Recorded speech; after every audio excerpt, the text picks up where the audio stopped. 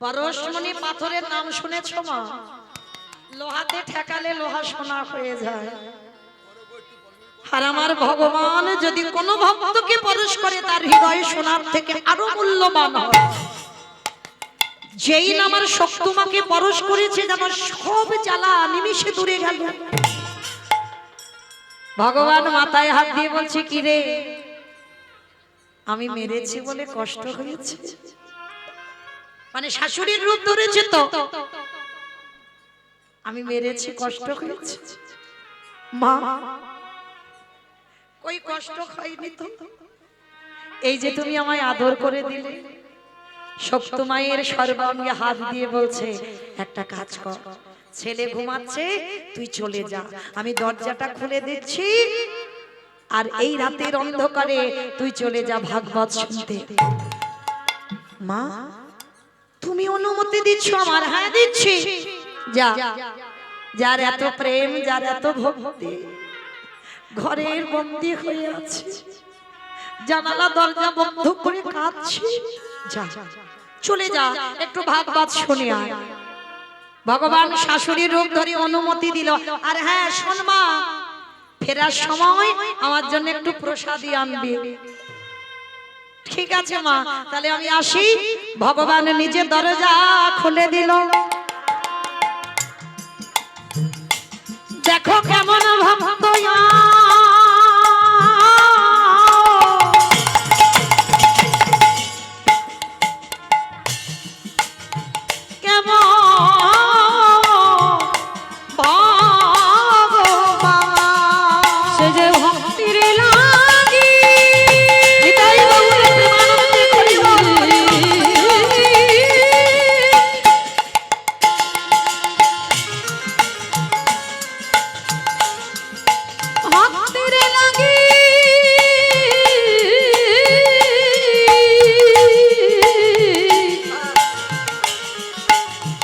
সবে করিতে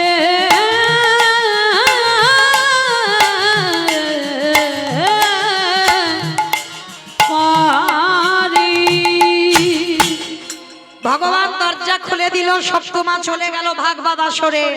সারা রাত খুব আনন্দ করে ভাগবত শুনলো, ভক্ত সঙ্গ করলো, সাধু সঙ্গ করলো। এতদিন পরে মনের যেন কত পিপাসা মিটে গেল। সকাল হয়ে গেল, আর এদিকে স্বামী আর আসল শাশুড়ির ঘুম ভেঙে গেছে। ঘুম ভেঙে গিয়ে দেখছে বাবা দরজা খোলা। সঙ্গে সঙ্গে শাশুড়ি মা রেগে গিয়ে বললে, ওরে পাপিষ্ঠা নারী, তার মানে আমি মারলাম, আমার ছেলে মারলো, তথাপিও তুই ঘর থেকে বেরিয়ে গেলি? আসুক আজকের ঘরে ঘরে দেখে নেব আজকে। কিছুই জানে না। ওদিকে শক্তিমা অনুমতি নিয়ে তো গেছে, প্রসাদটা একটু নিতে দেরি হলো। আর সকালবেলা প্রসাদটা নিয়ে শক্তিমা ছুটতে ছুটতে আসে। মা মা মা, যেই না দরজায় দাঁড়িয়েছে দেখে না শাশুড়ি মার হাতে বেতের বাড়ি। ভয় পেয়ে গেল শক্তিমা, না জানি আবার আমাকে মারবে। শাশুড়ি মার কাছে প্রসাদীটা দিয়ে বলছে, ও মা, তুমি বলেছিলে না আমি ওই ভাগবত শুনে আমি প্রসাদী নিয়ে আসবো, তুমি পাবে, নাও তোমার জন্য প্রসাদ এনেছি। তবে রে, এত বড় মিথ্যাবাদী! কারণ আমি রাত্রিবেলা ঘুমিয়েছিলাম, আমি তোকে অনুমতি কখন দিলাম? আমি তোকে মেরে ঘরে বন্দি করে রাখলাম, আর তুই বলছিস আমি তোর অনুমতি দিয়েছি। বেতের বাড়ি ছিল, শক্তিমাকে আবারও সকালবেলা বেত্রাঘাত। দূর হয়ে যা, বেরিয়ে যা, দূর গিরিধর।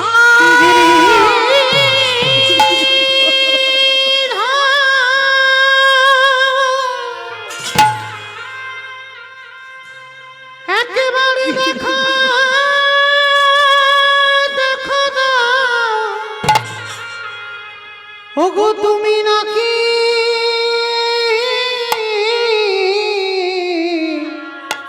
ভক্তে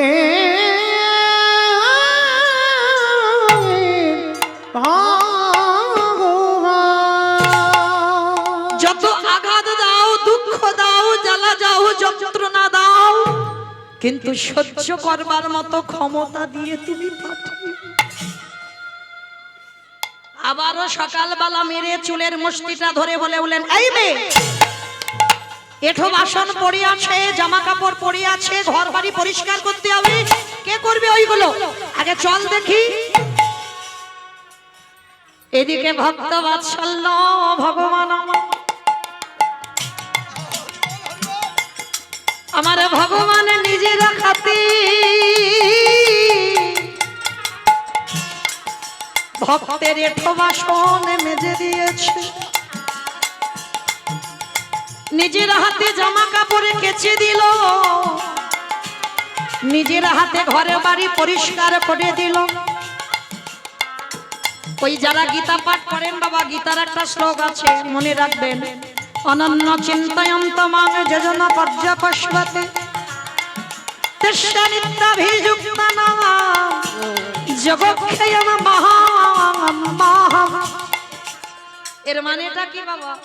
ভক্ত যদি অন্যান্য কিছু চিন্তা বাদ দিয়ে শুধুমাত্র গোবিন্দ চরণে দেহ মন প্রাণ সমর্পণ করে দেয়, আমারে ভগবান পৃথিবীর যে প্রান্তে থাকুক না কেন, ভক্তির যাবতীয় কর্ম, ভক্তির যদি খাওয়া নাও খাওয়ায়, যোগক্ষেম বহম্মহম, ভক্তির বোঝা ভগবান মাথায় করে বয়ে দিয়ে আসে, সে যে ভক্তির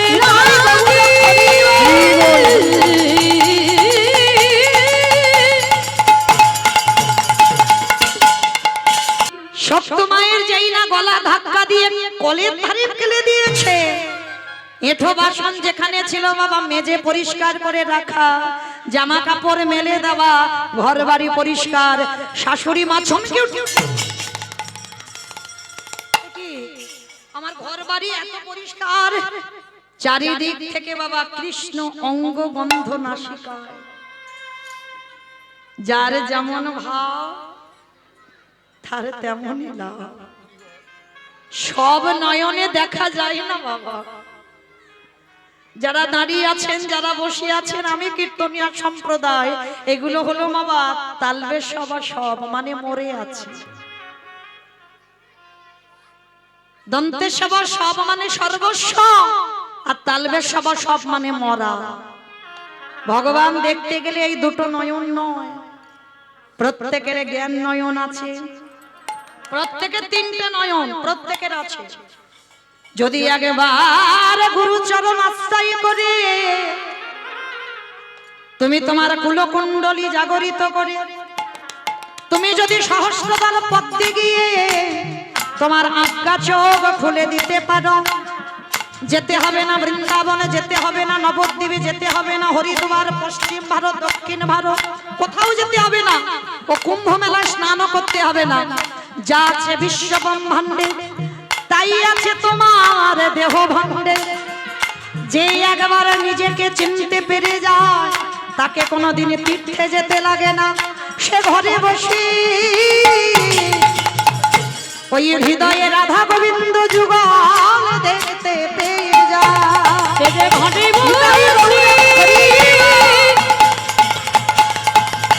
রাধা গোবিন্দ যুগল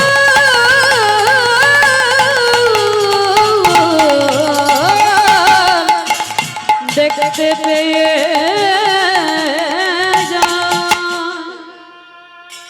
সপ্তমা পাগলিনীর মতো কাঁদলেও গিরিধর, সেই যদি আমার কর্ম তুমি করে দিলে, আমি জানি এরা ঘোর নাস্তিক, তাহলে আমার জন্য যদি তুমি আমার কর্ম করে দিলে, একবার সাক্ষাতে তুমি দেখা দাও।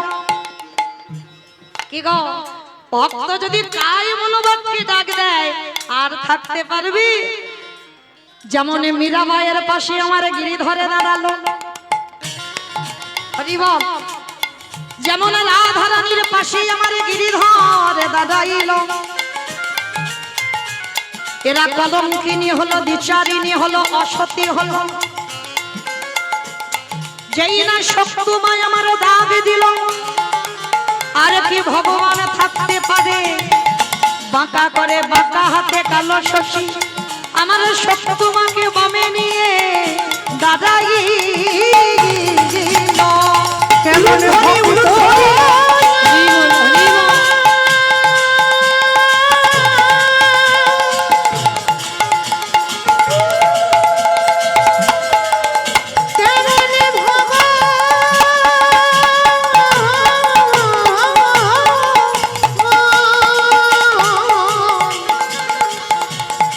আমি যে এমন ভক্ত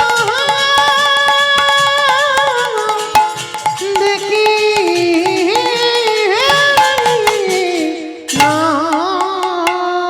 আস্তে। আজকে সাক্ষাৎ শাশুড়ি মা দর্শন করলো ভগবান ওই বাদির ঘরে দাঁড়িয়েছে, দৈববাণী করলো আর ওই স্বামী শাশুড়ি চরণ তলে লুটিয়ে পড়লো। আজ থেকেই আর গোবিন্দ সেবা নয়, আজ থেকে আমরা সবাই আমাদের এই শক্তি মায়ের চরণ সেবা করব। কেন? ভগবান বলছে আমা হতে আমার নাম বড়, নাম হতে আমার ভক্ত বড়, ভক্ত হতে ভক্তের পদধূলা আরো বড়। তাই গৌর প্রেমানন্দে। তালে মায়েরা সেই পায়ের ধুলার কত দাম। যুধিষ্ঠির মহারাজ মাতা গান্ধা, আমার মনে পড়ছে তো আবার সেখানে ফিরে গেলাম, গন্ডগোল হয়নি তো? চলো এইবার যুধিষ্ঠির মহারাজ প্রণামটা করে পদধূলাটা নিল আর আশীর্বাদ দিল কি যথা ধর্ম তথা জয়, অধর্মের হবে ক্ষয়। পিছন থেকে দুর্যোধন এসে বলল মা তুমি করলে কি? ওটা তোমার ছেলে নয়, ওটা তোমার শত্রুর ছেলে। গান্ধারী বলল খোকা বন্ধ কর, পারবি না, কারণ আমি সাক্ষাতে দেখলাম পঞ্চ পাণ্ডব সশরীরে কৃষ্ণকে সঙ্গে নিয়ে ঘরে ফিরল, তাই বন্ধ কর এই রক্তের খেলা। কিন্তু বাবা বাস্তবে মনে রাখবেন যারা অহংকারী হয় তাদের বাবা তাদের কথা শেষ কথা, ও কারোর কথা ধার ধারবে না, কারোর কথা শুনবে না, তারা যেটা বলবে সেটাই ঠিক। তাদের উপরে বাবা কোনো কথা বলা যাবে না। যারা অহংকারী ব্যক্তি হবে তারা যেটা বলবে ওইটাই মেনে নিতে পারলে ভালো। হ্যাঁ, এরা অহংকারী ব্যক্তি।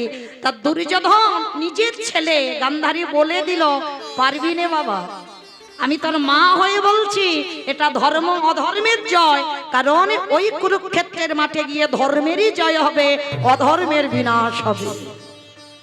তথাপিও বাবা যাবার সময় 100টা ছেলে বাবা মাকে প্রণাম করে গেল না, আর এরা 5 জন শত্রু আগের দিন রাত্রিবেলা থেকে প্রণাম করে রেডি হয়ে তৈরি হয়ে গেছে।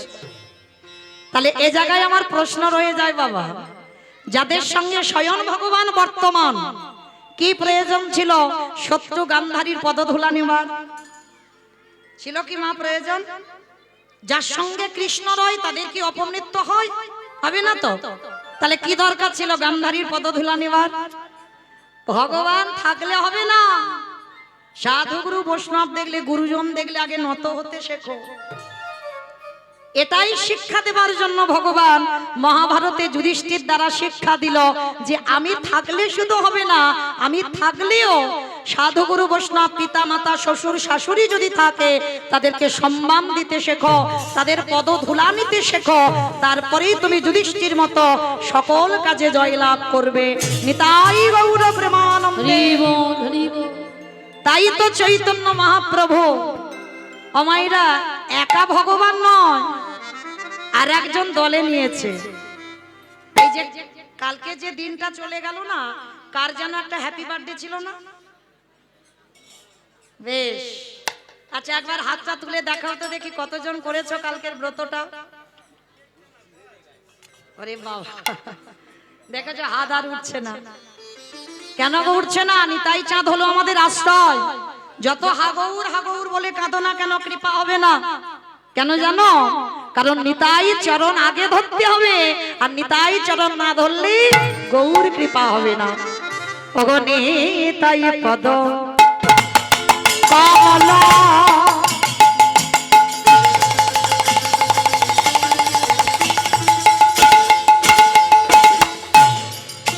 কোটি চন্দ্র সুশীতল নিতাই পদ কমলা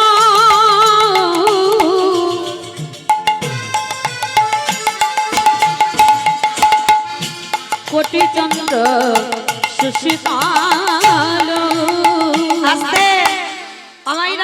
আমার কোনো বানানো গান নয়, মহাজনী পদাবলী বাবা। কীর্তন আসরে যদি বাবা মহাজনী পদাবলী না হয়, কীর্তন শোনা কীর্তন গাওয়া দুটোই বৃথা হয়ে যাবে। আর শুধু একটাই কথা মনে রাখবে বাবা, কীর্তন শোনা তখনই সার্থকতা হবে, এটাই আমাদের ভজন। মহাজনদের পদাবলী শ্রবণ করাই মানে এটা আমাদের ভজন। তাই একটু মন প্রাণ দিয়ে শ্রবণ করেন। যে ছায়া জগৎ জোড়া আমার ছায়া যে ছায়া জগৎ জুড়া হেন নিতা বিনে রে ভাবা দয়াল হৃদা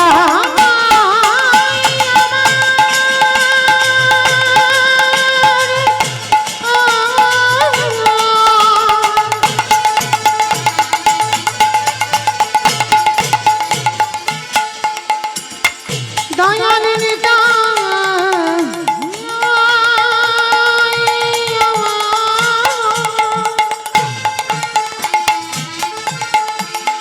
দয়াল নিতাই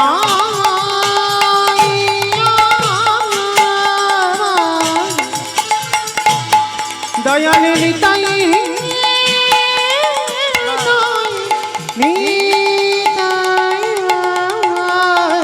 আমার নিতাই বিনে ভাই ওগো রাধা কৃষ্ণ পাইতে নাই তোমরা বিরোধী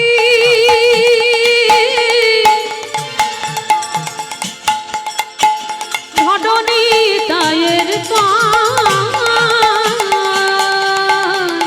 একেবারে দৃঢ় করে ধর আস্তে কত সুন্দর পদাবলী দেখো। বলি ভজ ভজ একেবারে নিতাই ভজ ওই নিতাই ভজলি গৌর পাবে একেবারে ভজ ভজ নিতাই ভজ ওই না গোগুরে ভজলে ব্রজে যাবে ভজ ভজ নিতাই ভজ বলি ব্রজে গেলে যুগল দর্শন ভজ পাবে। ভজ নিতাই ভজ বলি নিতাই ভজলে গোগুর পাবে। গৌর পেলে ব্রজে নিতাই ভজলে গোগুর রাখিবে। ব্রজে যাবে তাই ভজলে গৌড়ে পাবে গৌর পেলে ব্রজে যাবে ভজ ভজ নিতাই ভজ ধীর করে ধরনে তায়ের পায় ধীর করে ধর নিতায়ের পায় আস্তে ও মাইরা, কালকে যার ওই বার্থডে গেল না, ওই ছেলেটাকে আমার মহাপ্রভু সঙ্গে নিয়েছে, নিতাই চাঁদ। আর নিতাই চাঁদকে সঙ্গে নিয়ে কি করছে জানো? অন্য জায়গায় নয়, অন্য গ্রামে নয়, নিতাই যারে দেখে তারে বলে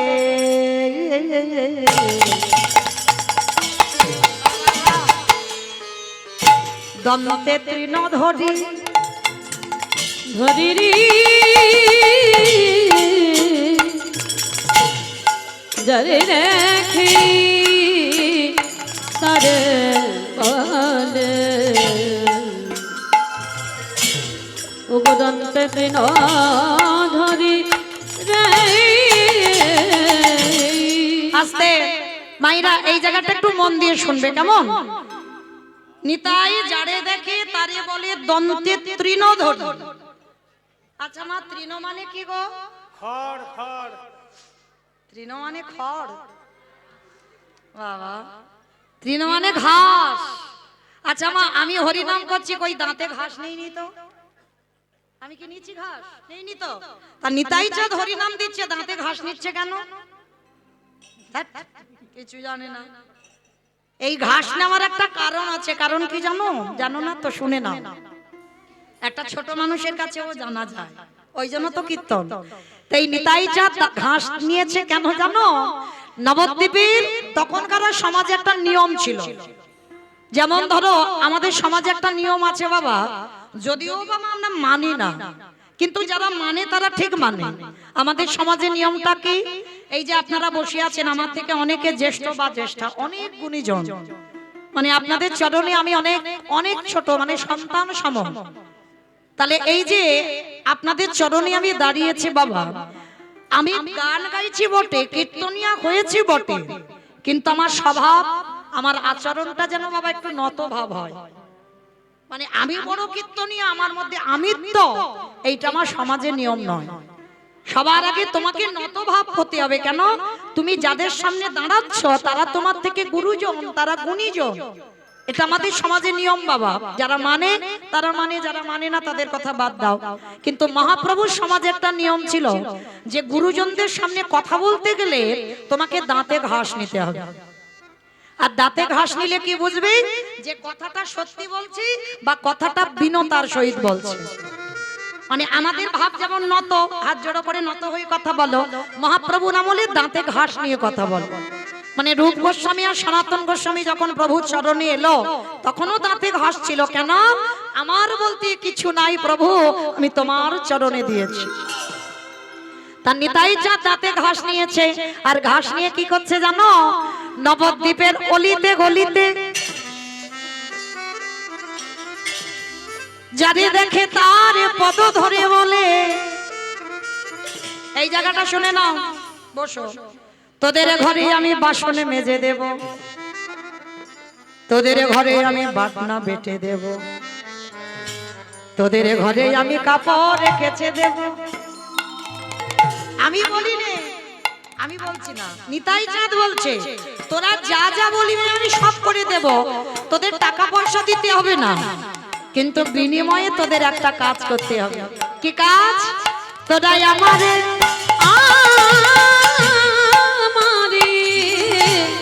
তোরাই আমারে কিনে নিলা,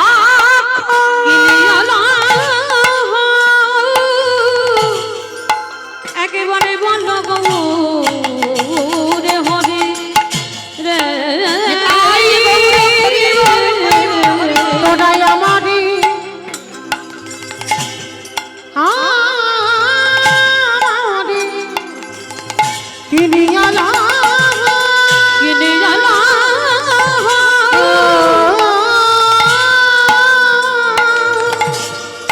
একেবারে বলো গৌরে হরি হরে। আস্তে আমাইরা নিতাই চাঁদ কি করেছে? আপনাদের শেরপুর হালদার পাড়াতে এসেছে। হালদার পাড়া তো ভুল বলিনি তো? বেশ। তো এই হালদার পাড়াতে এসে কি করছে জানো? হরি নামের ডালাটা মাথায় নিয়েছে, পাইকারে বলে পাইকারি, বলি পাইকারে বলে পাইকারি। আচ্ছা মা, যখন সবজি বাগান থেকে তুলে একসঙ্গে আড়তে দেওয়া হয় বাবা, আমরা কি বলি? সেল বলে। মাথা ঠিক নেই। হ্যাঁ, ওর মাথা ঠিক নেই। আচ্ছা বলো মা, কি বলে? পাইকারি। বেশ। এই যে শেরপুর বাজারে হয় না পানের পাইকারি, ভোর ভোর দেখেছি আমি কীর্তনে যাওয়া আসার পথে। আচ্ছা, এই যে পাইকারি মানে এক জায়গা দিচ্ছে, তা নিতাই চাঁদ হরি নামের ডালাটা শেরপুর হালদার পাড়াতে এসে পাইকারি পাইকারে ভালো করে মনে রাখো মা, এটাই তত্ত্ব। আর একটা মানে বের করো, পাইকারে বলে পাইকারি, বলি পাইকারি, পাইকারি বলে পাইকারি, পাইকারি। বাবা বুঝেছো? মানে একসঙ্গে ঢেলে দেওয়া হচ্ছে মানে পাইকারি দেওয়া, আর আরেকটা মানে হচ্ছে পাইকারে, মানে পাইকারি আর পাইকারি। এইবার নিতাই চাঁদ হালদার পাড়ায় এসে বাবা চারিদিকে দেখছে, কোথাও পাচ্ছে না বাবা, কোথায় হরি নামটা ঢালবে। এক জায়গা ঢেলে দিয়েছে, কোথায় জানো?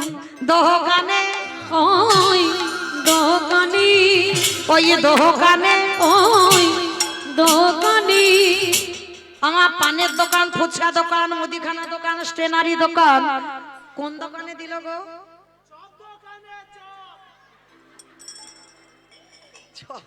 চপ দোকানে হরিনাম দিচ্ছে নিতাই চাঁদ। তাহলে বলো দেখি, যারা কীর্তন বোঝো, কোন দোকানে দিল? বাহ, দোকানে এই দোকানে যারা দোকান খুলে বসিয়া সেই হরি নাম দিল দোকানে যারা দোকান খুলে বসে হরি নাম দিল দোকানে এত বলি নিতাই যা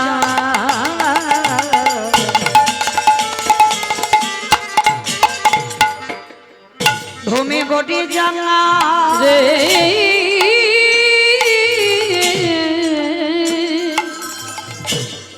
এত বলি নেতাইটা ওগো ঘুমে গড়ি যায় রে ওগো সোনার সোনারো পর্বত জানানো পরে মতো যায়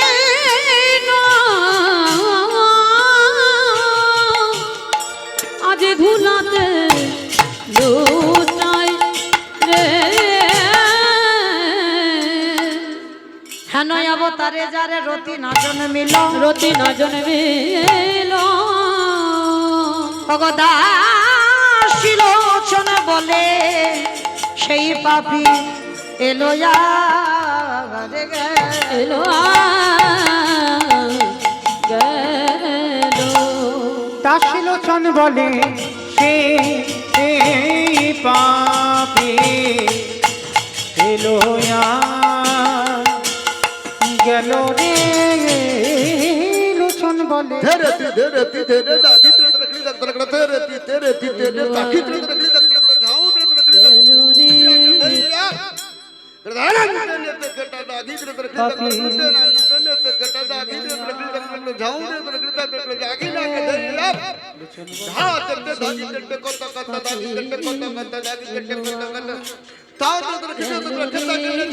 দাসীলোচন বলে সেই পাপি এলো গেল রে বলে সেই পাপে এলো গেল রে দাসীলোচন বলে সেই এটাই গৌর প্রেমানন্দে হরি বল হরি বল হরি বল। বলে সেই পাপে এলো গেল রে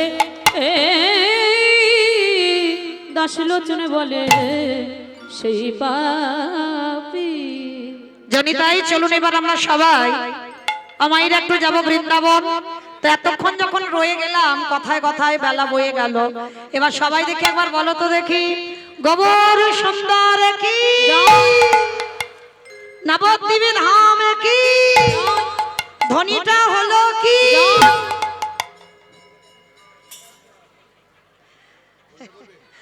বললাম ধ্বনিটা হলো কি এটা জয় বুঝতে পারিনি না, মানে এদের বলে ভক্ত মানে একেবারে ডুবে গেছে, বুঝতে পারছেন আমি কি বলছি। আচ্ছা কই দেখি আমার নিতাই চাঁদ গৌরচাঁদের মতো হাত দুটো তোলো, যাদের আছে তোলো, যাদের নাই বলবো না। যারা ঘরে খুলে এসেছো কি করে হাত তুলবে, চলো দেখি যাদের আছে। আমার দাদা ভাই বাবা ঠাকুররা যারা আছেন, যারা দাঁড়িয়ে আছেন, যারা প্যান্ডেলের বাইরে কিন্তু নয়, ওটা প্যান্ডেলের মধ্যে পড়ছে, চলে সবাই একসঙ্গে বলবেন গৌর সুন্দর কি জয়, নবদ্বীপে ধাম কি জয়, সচির নন্দন কি বিষ্ণু প্রিয়া কি নিতাই চাঁদ কি ভক্তবৃন্দ কি হরিবাসর ধাম কি সাধু গুরু বৈষ্ণব কি আপন আপন গুরু চরণ কি কমিটি ভাই সব কি হরিনাম যজ্ঞ কি মহাপ্রসাদ কি আজকের আনন্দ কি নিতাই বাহ। আমার হাতটা একটু ব্যথা করলো না, কিন্তু একটা ব্যায়াম হয়ে গেল। চলো এবার একটা ভজন গাইতে গাইতে যাই একটু বৃন্দাবন, কিনা একটা ভজন হবে তো চলো। তবে আমি আর আমার সম্প্রদায় নয়, সবাই যাব। কই একটু উলুধ্বনি দাও। বাহ। ও রাধে মেরো স্বামী मैं हूँ राधे तेरो दास, जन्म जन्म मोहे दीजियो श्री वृंदावन निवास।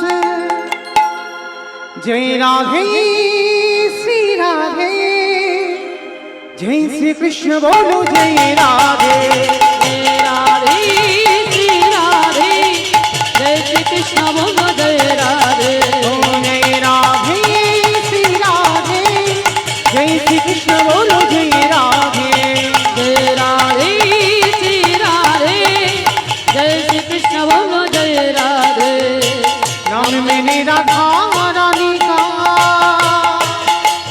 हो नाम मेरी राधा रानी का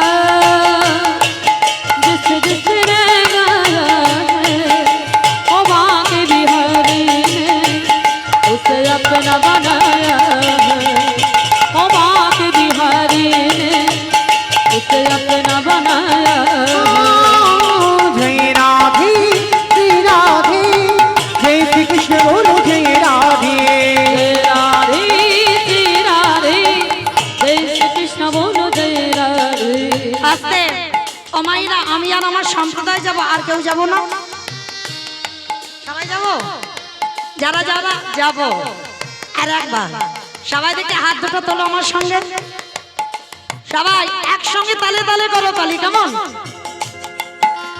नाम मेरी राधा रानी का हो नाम मेरी राधा रानी का जिस जिसने गाया है बांके बिहारी ने उसे अपना बनाया है ओ बांके बिहारी ने उसे अपना बनाया है जय राधे श्री राधे जय श्री कृष्ण बोलो जय राधे আস্তে সবাই আমার সঙ্গে একসঙ্গে বলবে কেমন করে করো তালি দিয়ে শ্রী রাধে শ্রী রাধে শ্রী রাধে শ্রী রাধে श्री राधे श्री राधे श्री राधे श्री राधे श्री राधे श्री राधे श्री राधे श्री राधे श्री राधे श्री राधे श्री राधे श्री राधे श्री राधे श्री राधे श्री राधे श्री राधे নিতাই গৌর রাধে जय राधे श्री राधे जय श्री कृष्ण बोलो जय राधे जय राधे श्री राधे जय श्री कृष्ण बोलो जय राधे जय श्री कृष्ण बोलो जय राधे ओ जय श्री कृष्ण बोलो जय राधे जय श्री कृष्ण बोलो जय श्री कृष्ण बोलो जय श्री कृष्ण बोलो जय राधे प्रेम से बोलो राधा रानी की দূর জয় হয়নি এত ভক্তের এইটুকু নাকি আওয়াজ শরীর টানে না বলে কত আর জয় দেব শরীর টানে না আমার বেলা এই তো আর 1 ঘন্টা বাকি আছে এবার চলে যাব 1 ঘন্টা পর কই দেখি সবাই মিলে আচ্ছা তোমাদের এই হালদার পাড়াতে শাশুড়ি বৌমাতে ঝগড়া হয় না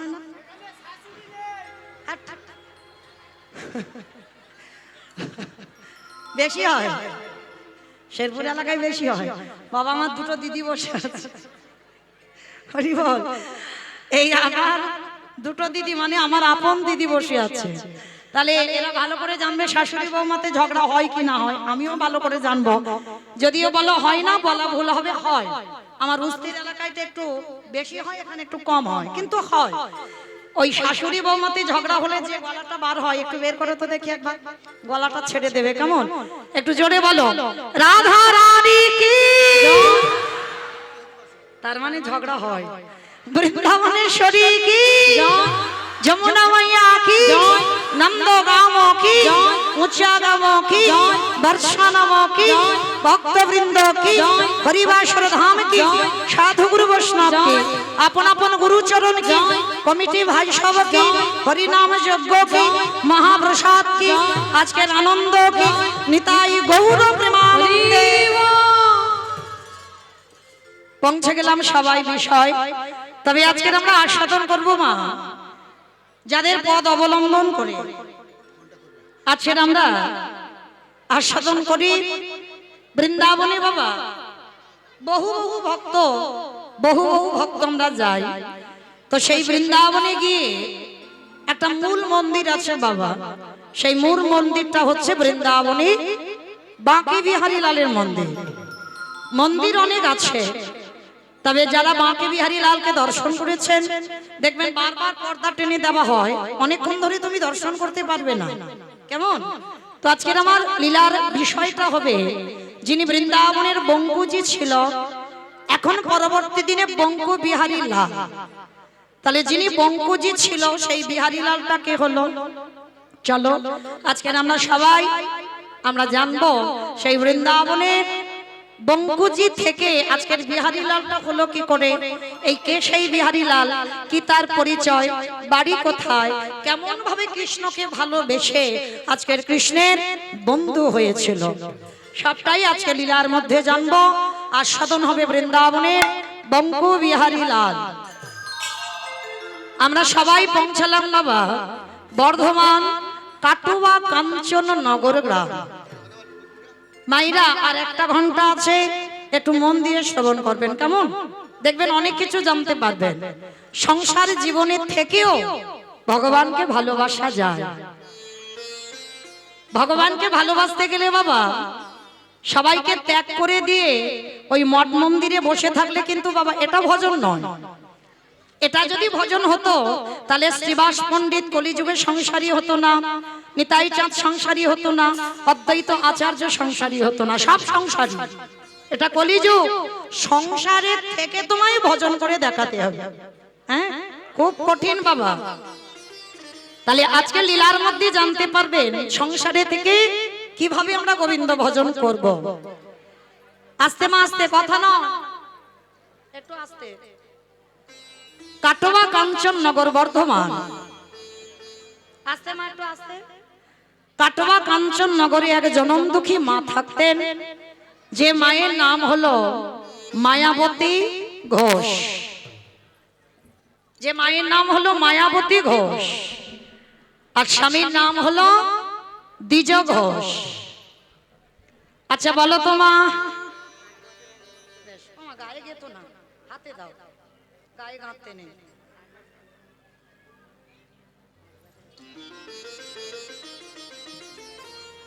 যারা এই মায়াবতী ঘোষ আর দ্বিজ ঘোষ এরা স্বামী স্ত্রী মাধুকরী করে যা কিছু পায় আমার গোবিন্দ সেবায় লাগায়, আর সেই প্রসাদী স্বামী স্ত্রী সেবা করে। একদিন মায়াবতী স্বামীর চরণ দুটো ধরে বলছে, স্বামী তোমার চরণে আমার একটা নিবেদন আছে। সে কি গো মায়া, এত বছর আমাদের সংসার, কোনদিন তো তুমি এমন করে কথা বলো না। বলো কি হয়েছে? স্বামী আমার জন্য নয়, তোমার জন্য নয়, কৃপা করে করুণা করে আমাদের অবর্তমানে আমার প্রভু সেবা দেবে কে?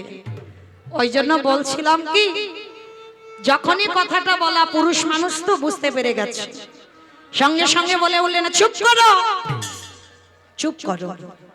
ছি ছি ছি ছি ছি। মায়া তুমি শেষে আমার কাছে সন্তান কামনা করছো।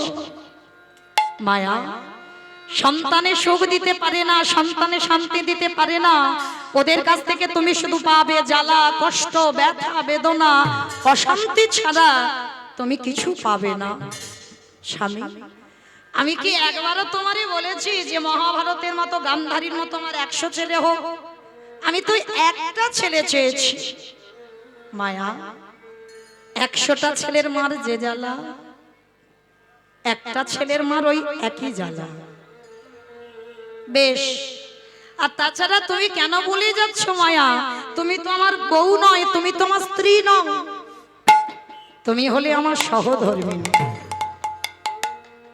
এই জায়গাটায় মায়েরা আপনারাই মন দিয়ে শুনবেন, আমরা যতগুলো নারী আছি এখানে সবাই আমরা বউ হয়েছি, সবাই আমরা স্ত্রী হয়েছি, সবাই কিন্তু এখানে সহধর্মিণী নয়।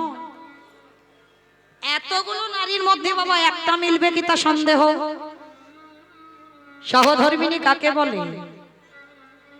স্বামী যদি অসৎ পথে চলে যায়, নেশাগ্রস্ত মাতাল, জুয়া খেলে, তাস খেলে, একাদশী করে না, হরিবাসরে 5 মিনিট দাঁড়ায় না, ভাগবত আসরে যায় না, মানে ভগবানের নামই কানে যায় না, যদি তুমি সেই ঘরের ঘরণী হও, তুমি যদি তোমার স্বামীকে ঠেলে কৃষ্ণ ভজনে দিতে পারো, তাহলে তুমি লোকে জানতে হবে না, তুমি নিজেই জানবে তুমি বউ নয়, তুমি স্ত্রী নও, তুমি হয়েছে সহধর্মিণী।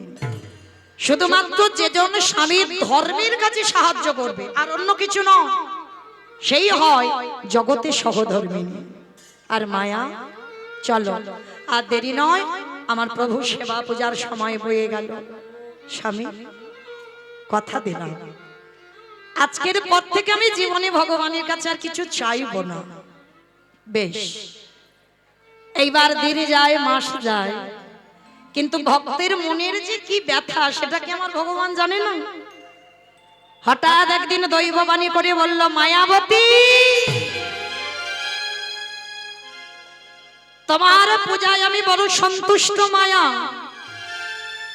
তোমার কোল আলো করে আমি কাউকে পাঠাবো, কিন্তু সত্যি করে বলো মায়া, আজ তোমাকে একটা পরীক্ষা দিতে হবে। পরীক্ষা? শোনো মায়া, তোমার এই অদৃষ্টের লেখা কেউ খণ্ডন করতে পারবে না। তোমার কপালে লেখা আছে, সন্তান গর্ভে পাবার পর যদি তুমি সন্তানকে বাঁচিয়ে রাখতে চাও, চিরজনমের মতো তোমার স্বামীর মৃত্যু হবে। আর যদি তুমি তোমার স্বামীকে চাও, চিরজনমের মতো তোমার গর্ভের সন্তান গর্ভেই মারা যাবে। বলুন মায়েরা, একটা নারী জীবনে তো তিনটেই প্রধান: সংসার, তার সন্তান, তার স্বামী। তিনটেই যদি প্রধান হয়, সংসারের কথা বাদ দিলাম, ভেবে বলবেন মা, না ভেবে বলবেন না।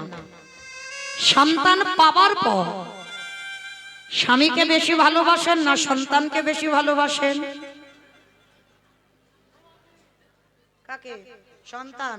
বাহ, এদিক থেকে এলো সন্তান, এদিকে সন্তান। আর কেউ? এবারটা কেউ যাতে চটে না যায়, দুজন বললে হবে না, ওটা মন রাখা কথা। আমার এদিকে কি বলছেন, স্বামী না সন্তান? সন্তান। বাহ, মানে সবাই বুঝে বলছো তো। কিন্তু অনেকে বাবা বলতে পারছে না, মুখে হয়তো এসে আছে কিন্তু বলবে না, কারণ স্বামী কিন্তু তার দিকে তাকিয়ে আছে, তার বউয়ের দিকে। দেখি আমার বউটা কি বলে এখন। আর যদি একবার বলেছে সন্তান, রাত্রিবেলা গিয়ে ব্যবস্থা হয়ে যাবে। মৌমিতার কীর্তন শুনতে শুনতে বললে সন্তান ভালোবাসি, যাও বলবে, ওই জন্য বলতে পারছে না। কিন্তু এতগুলো আমরা মা আছি, আমিও একজন মা। ওই যে আমার একটা ছেলে বসে আছে, ওই একটাই ছেলে। তো আমরা যারা মা হয়েছি, আমরা প্রত্যেকটা মা জানি, সন্তান পাবার পরে বাবা স্বামী ভালোবাসে না কিন্তু একবারও বলি না। স্বামী যদি 19 হয়, সন্তান কিন্তু 20 হবে, একটু বাড়বে। কারণ যে মা 10 মাস 10 দিন গর্ভে বেদনা পেয়েছে, সে মা জানে কত জ্বালা।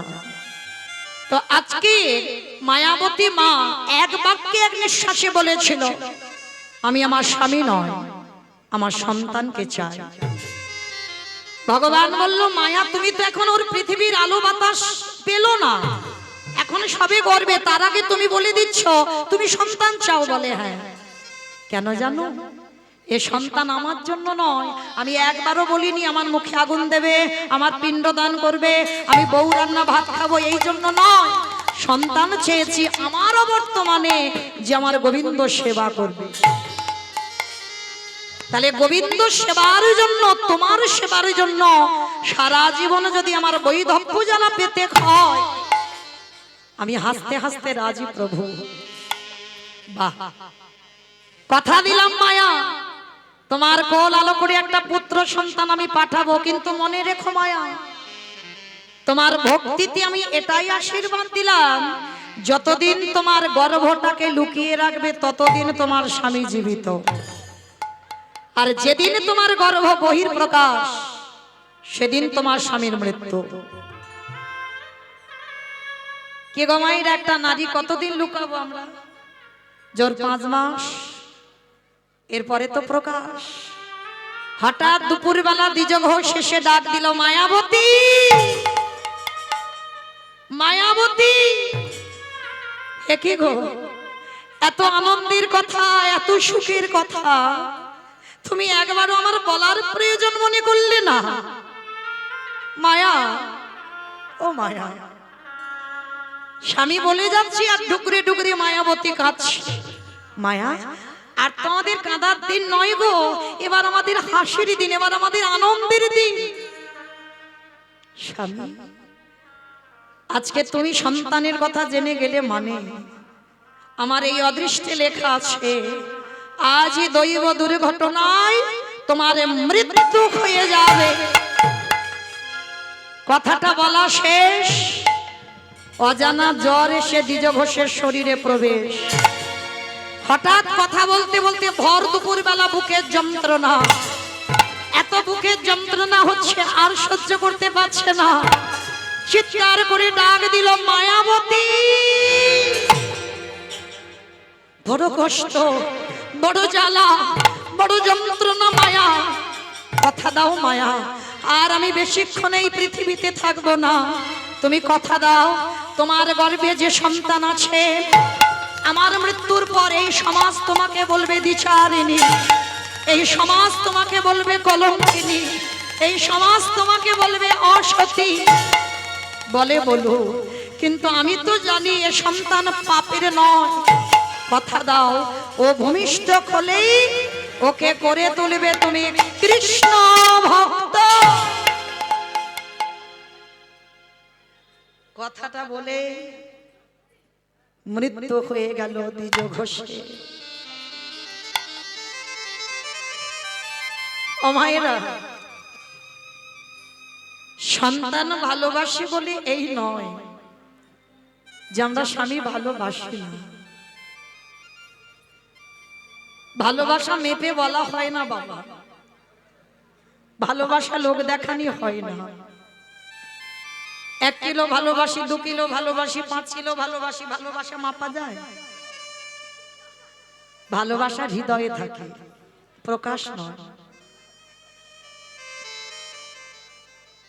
মৃত্যু হয়ে গেল স্বামীর মরা দেহটা, মাথাটা কোলে করে নিয়ে কাঁদে আর বলে দয়াময়, সংসার চেয়েছিলাম, সন্তানও চেয়েছিলাম, আমার জন্য নয়, সন্তানটা শুধু তোমার সেবার জন্য চেয়েছিলাম। গ্রামের লোক যখনই খবর পেল দ্বিজ ঘোষের মৃত্যু হয়েছে, সবাই ছুটতে ছুটতে এসে বলে উঠলেন, এই মায়া, তুই একজন দ্বিচারিণী, কলঙ্কিনী, অসতী, তোর গর্ভের পাপের কথা শুনেই তো তোর স্বামীর মৃত্যু হয়ে গেল। কাউকে বোঝাতে পারলো না, কাউকে জানাতে পারলো না যে সন্তান পাপের সন্তান নয়, এ সন্তান আমার স্বামী। গ্রামের লোকজনেরা সবাই বলে বললেন, ওকে বের করে দে, ওকে বের করে দে গ্রাম ছেড়ে। ও যেন আজই রাতের অন্ধকারে ও যেন গ্রাম ছেড়ে বেরিয়ে যায়। দয়াময়, আমি তো বলিনি সুখ দাও, সংসার দাও, সন্তান দাও, সব দিয়ে যদি কেড়ে নেবে, কে বলেছিল এমন সংসার দিতে? ও গো দয়াময়,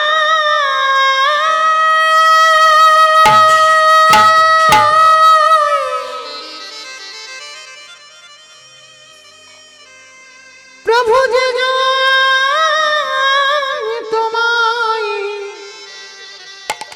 ভালো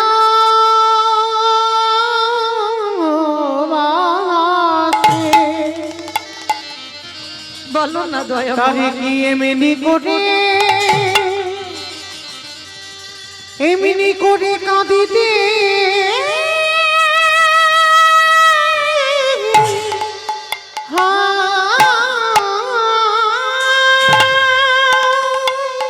আমি ফিরিয়ে দাও বাবা স্বামীকে। সুখের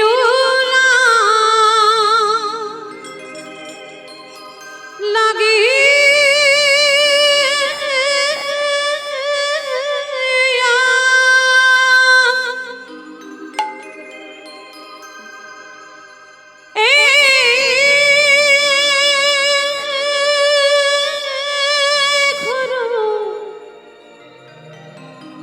বান্ধিলু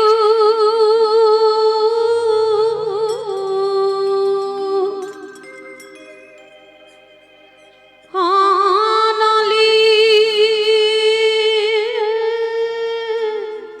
ফিরিয়ে দাও পুরিয়া ফিরিয়ে দাও গেল রে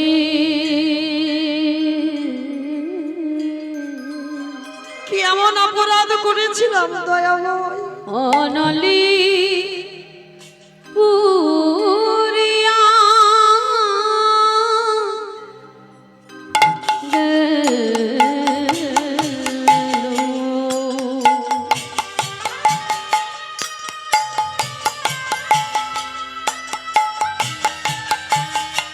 এ জগতে আমি তোমাকে ছাড়া আর কিছু জানি না।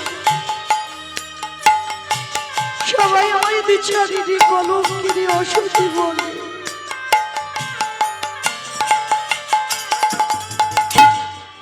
আমি ও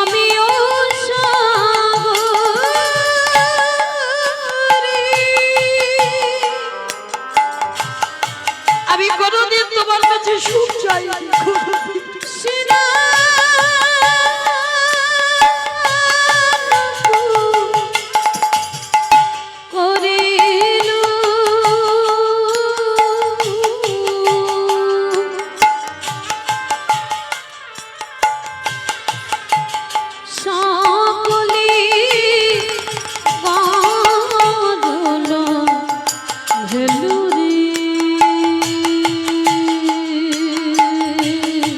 ফিরিয়ে দাও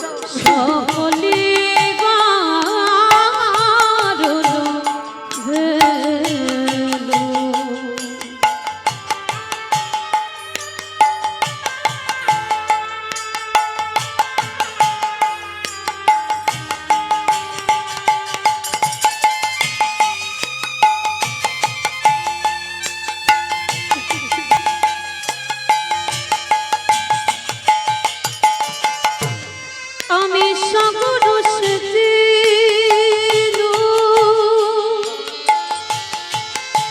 মানিকু লুকালো আমি সাগর সেদিনু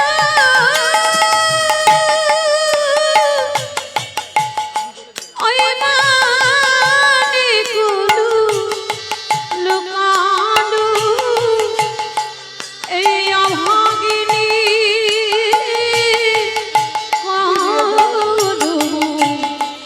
দোষেরি অভাগিনীর দোষে আমি সুখের লাগিয়া নিতাই গৌর প্রেমানন্দে হরিবল হরিবল হরিবল। আমি ধীরে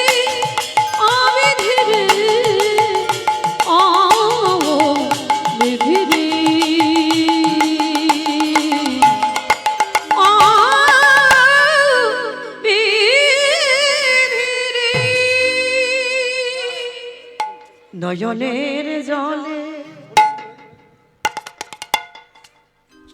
শেরপুর হালদারপাড়ার মৎস্যবের মন্দিরে যারা ছলন দিয়ে গেছেন আপনাদেরকে ব্রাহ্মণ ঠাকুর মন্দিরে ডাকছে, আপনারা সবাই চলে আসুন। আজে কাঁদিয়ার বলে হে দয়াময় যারা নাকি তোমায় ভালোবাসি আস্তে তাদের এমনি করে নাকি কাঁদেতে হয়।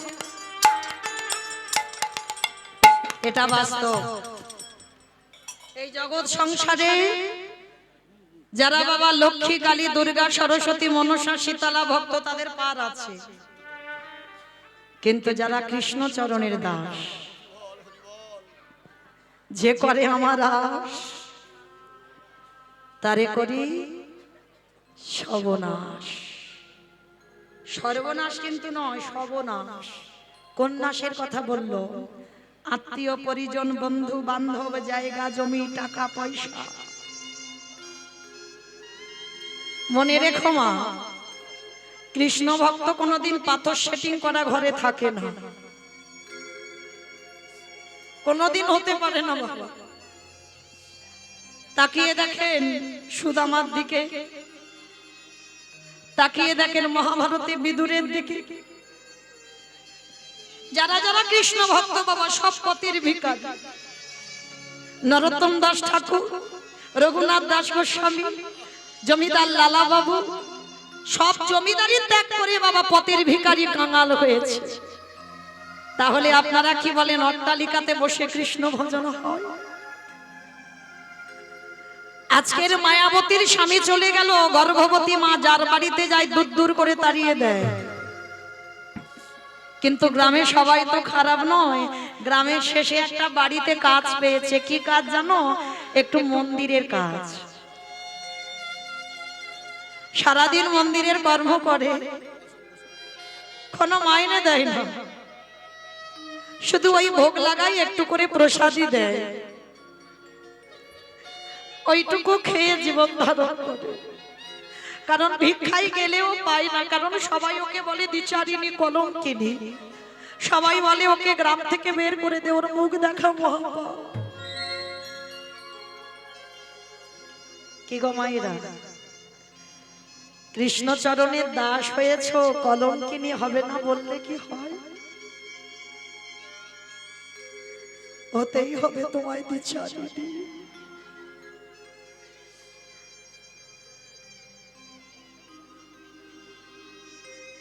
মায়াবতী সারাদিন কাজ করে, দেখতে দেখতে 10 মাস 10 দিন পর মায়াবতীর কোল আলো করে ফুটফুটে একটা পুত্র সন্তান এলো।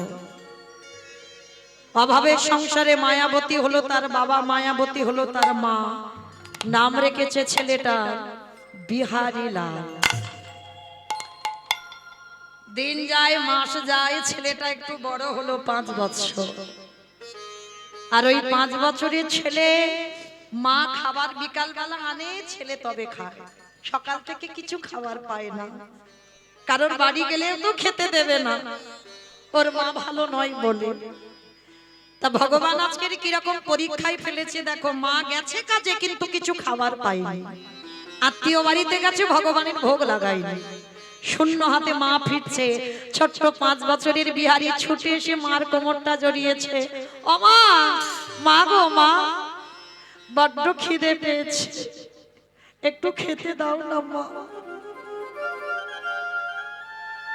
বলেন তো বাবা, বাবা বলো আর মা বলো, সন্তান যদি বাবা মার কাছে খিদের কথা বলে আর যদি বাবা মা দিতে না পারে, এর থেকে কষ্ট কি পৃথিবীতে আর কিছু আছে বলে মনে হয়? মা বলছে খোকা একটা কাজ কর বাবা, তুই একটু আজকে রাতটা একটু জল খেয়ে কাটিয়ে দে না বাবা। ও মা, সকাল থেকে তো জল খেয়ে আছি, আমি কত জল খাবো বলো না মা। এখন যে আমার বড্ড খিদে পেয়েছে, আমার একটু খেতে দাও না মা। মা মনে মনে করলো আমি আছি বলে আমার ছেলে এত কষ্ট পায়, আর আমি যদি পৃথিবী ছেড়ে চলে যাই তাহলে সবাই একে অনাথ ভেবে একে খেতে দেবে। তাই মা সিদ্ধান্ত নিল আজকের কোন রকমে ছেলেটাকে ঘুম পাড়িয়ে আমি ওর কাছ থেকে চিরজনমের মতো ওই গঙ্গায় ঝাঁপ দিয়ে আত্মহত্যা করব। আর দেখবেন বাবা, সন্তান যত বড় হোক বাবার কাছে বড় হয়, কিন্তু মা মার কাছে সেই সব সময় ছোট ছোটই থাকে। মায়ের কোলের কাছে সব সময় ছোট ছিল, মাথায় হাত বুলাতে বুলাতে ছোট বিহারী লাল ঘুমিয়ে পড়েছি। রাতের অন্ধকারে মায়াবতী মামার ভগবানের চিত্রপট আছে, ভগবানের চরণে গিয়ে জানাচ্ছে দয়াময় আমার ছেলেটা রইল, তুমি দেখো ওর অন্তিমে সবাই যেন কৃষ্ণ চরণ প্রাপ্তি হয়। আমি আসি প্রভু, আমি শুধুমাত্র আমার বিহারীকে আমি তোমার চরণে দিয়ে দিলাম। ওরে বিহার নিতাই গৌর প্রেমানন্দে হরি বল, হরি বল, হরি বল।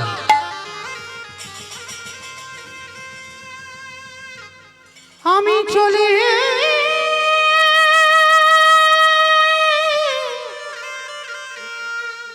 চলে যাই,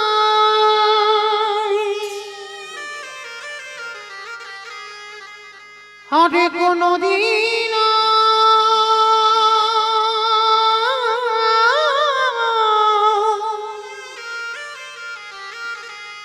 ফিরে আসিব না রে। যেই না মা একটা পা তুলেছে, পিছন থেকে ছেলেটা ঘুম থেকে উঠে মার আঁচলটা টেনে ধরেছে। মা, মা কোথায় চলে যাচ্ছ? তুমি আমাকে একা ফেলে রেখে, জগতে তো আমার কেউ নেই। ও মা, আমি কথা দিলাম আমি জীবনে তোমার কাছে খেতে চাইবো না, আমি জীবনে বলবো না তুমি আমায় খেতে দাও, কিন্তু তুমি আমায় ছেড়ে কোথাও চলে গেছো। কথা দিলাম আমি কোনো দিন খেতে চাইবো না। খোকা, কাঁদিস না বাবা, আমি কথা দিলাম যতদিন এই দেহে প্রাণ থাকবে আমি তোকে ফেলে কোথাও যাব না। ছোট্ট বিহারী মার কোমরটা ধরে বলছে, ও মামা একটা কথা বলবো? বল। ও মা, পাশের বাড়ি দেখি আমার বন্ধুরা গোটা গোটা চালের অন্ন পায়, আমি কি কোনোদিন গোটা চালের অন্ন খেতে পাবো না? কত গরিব দেখেন বাবা, কোনোদিন গোটা চালের ভাত দেখেনি চোখে, 5 বছর বয়স। ও মা বলো না, আমার কৃষ্ণ কি পারে না আমাদের একটু বড় লোক করে দিতে? সঙ্গে সঙ্গে মায়াবতী মুখে হাতটা চেপে ধরে বলেন, চুপ কর, চুপ কর, খবরদার, জীবনে বড় লোক হতে চাস না বাবা। খোকারে, এই জগৎ সংসার মাঝে ওই অট্টালিকাতে যদি একেবারে বসে পড়ে, একেবারে যদি কেউ বড় লোক হতে চায়, তারে কৃষ্ণ ভজন ভজন বিফল হইব। ওই অট্টালিকা নিতাই গৌর প্রেমানন্দে হরি বল, হরি বল।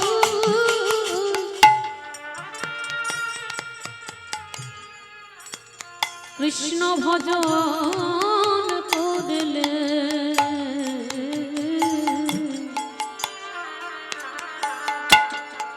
তারে কৃষ্ণ ভজন ভজনে বিফল হয় গো। তাই সবার চরণ ধরে আমি বলে যাই, মা যদি কোনোদিন ভগবানের কাছে কিছু চাইতে হয়, এই জগৎ সংসারে প্রতিটা ভক্তই আমরা হয়ে আমরা যেন ভগবানের কাছে একটাই কথা বলতে পারি, কৃষ্ণ রে আমি যেন সারা জীবন কাঁদিতে পারি। আমি আর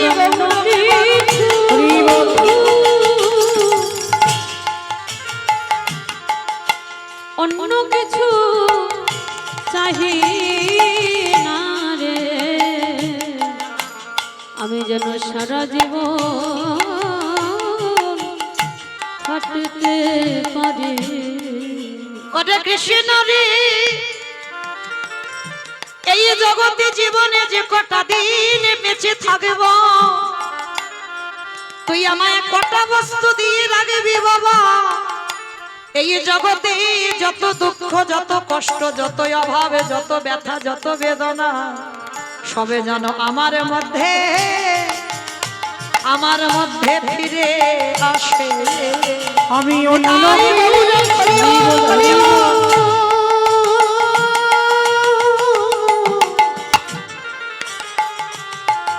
আমি অন্য কিছু চাহি না কৃষ্ণ। সব বেদনা আমার মধ্যে